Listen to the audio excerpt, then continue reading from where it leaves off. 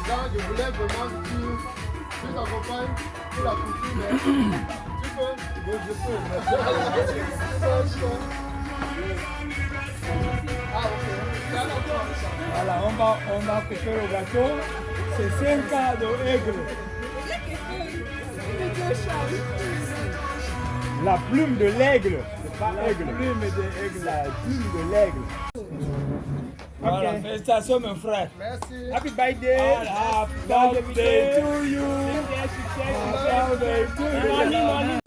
C'est une personne altruiste qui est sensible aux difficultés des autres.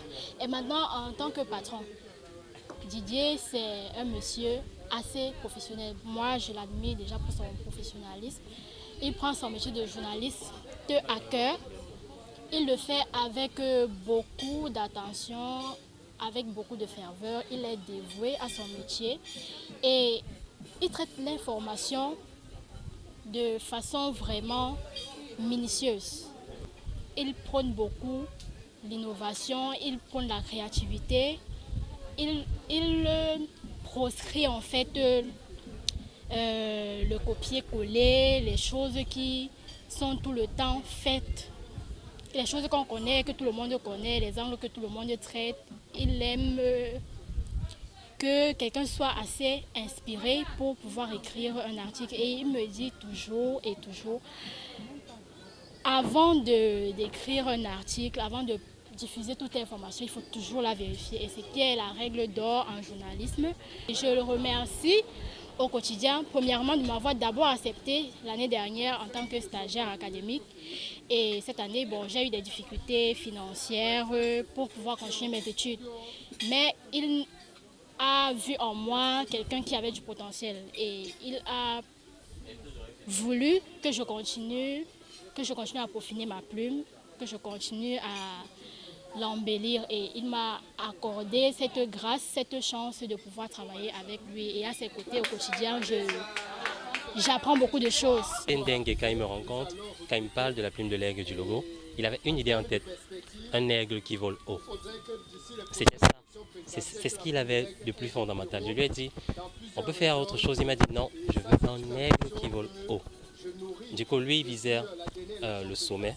Alors, on a réfléchi, l'équipe et moi, et j'ai imaginé un aigle qui vole et perd ses plumes, vu qu'on parle de rédaction.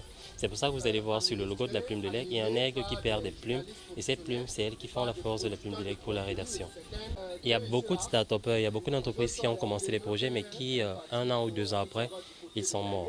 Aujourd'hui encore, je disais à Didier, ça fait 5 ans. Ça fait 5 ans et on est encore là, et on a grandi, et on évolue. Donc, ce que je représente à chaque fois que je vois, que ce soit le site web, le logo, les publications, je me dis, c'est quelque chose dont je suis fier d'avoir participé et contribué. S'il a pu tenir jusqu'à aujourd'hui, il y a fort à parier qu'il y a encore tout un grand marché qu'il pourrait gagner. Donc, j'ai beaucoup d'espoir à ce que la plume de l'aigle ne mourra pas, mais en plus, elle va voler vers de nouveaux horizons, des horizons beaucoup plus grands. Il faut savoir que de la même manière que sa boîte a grandi, la mienne également a pris le jour, pratiquement la même phase. C'est après le résultat de son expérience que je me suis dit, et si on en faisait un métier professionnel? Donc la plume de l'aigle, pour moi, ce n'est pas juste un média, c'est quelque chose de fondamental dans la vie de mon entreprise également. C'est une expérience qui m'a permis de grandir et d'en faire de la passion un métier. Je suis Moudzego Daniel, président de l'association Réfugiés sans frontières.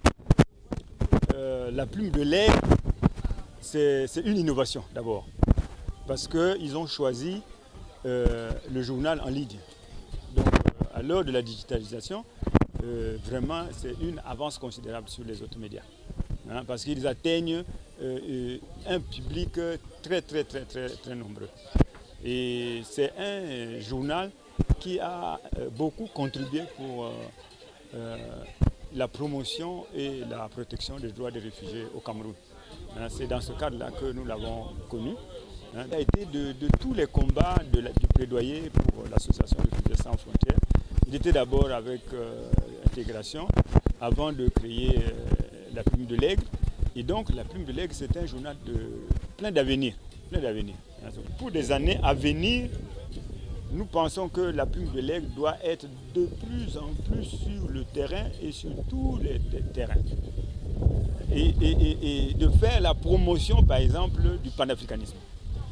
Nous aimerions voir la plume de l'aigle au Gabon, la plume de l'aigle en Guinée-Équatoriale, la plume de l'aigle au Tchad, en Centrafrique, en Abidjan, au Maroc. Je veux que la plume de l'aigle soit partout pour rapporter effectivement tout ce qui se passe, tous ces mouvements qui se passent à l'heure actuelle.